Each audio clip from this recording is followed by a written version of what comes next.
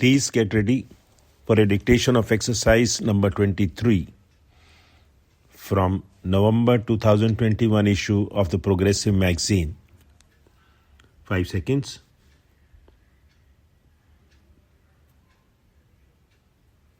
Start. It is at a level where there is a segment of our population which has not been able to benefit from the benefits of that growth process, and therefore, when the President's address very enthusiastically mentions phrases of great achievements which have helped those sectors, the hard reality is that that sector is still underprivileged. There is also another segment which is an aspirational India, where the aspirations are larger and understandably so, and therefore this mandate also reflects on the government desire and the electorate desire to really perform as far as these areas are concerned. Sir, I had said in the beginning as to what role we intend to play. In any Westminster system, the conventional role of the opposition is to oppose. But in evolving and maturing democracy, this role has also evolved, and therefore, as I said, our principal object when we will be guided by national interest is how to strengthen the country. We have to strengthen this country in terms of making its borders secure. We have to strengthen this country in fighting terror within the country. We have to strengthen this country in our endeavor to help the government so that it can vanish all forms of poverty and sufferings. We have to strengthen this country by even pursuing the goal of social justice. Now, these are several areas of strengthening the country. One of the principal desires of an aspirational India is to become a developed economy by 2020. Now, in each of these endeavors, there are areas where we will support the government. There are areas where we will caution the government, and there are certain areas where we will be required to fiercely oppose the government. And when I read and when I heard the Honorable President's address, I was a little disappointed on one score. I did expect a mention, an emphatic mention of the manner in which racial attacks are being carried out against persons of the Indian origin in Australia.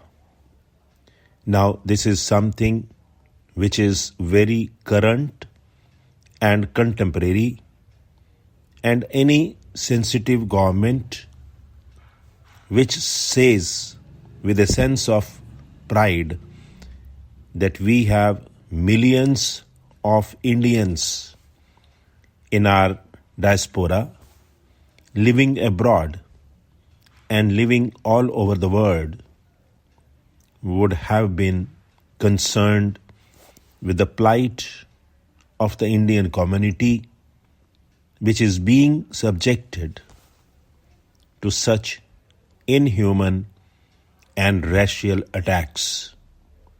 I think it is an oversight as far as the address is concerned. When I read the address, I also read my party's manifesto, and I have no hesitation in saying that there are several areas which are of common national cause for the entire political community.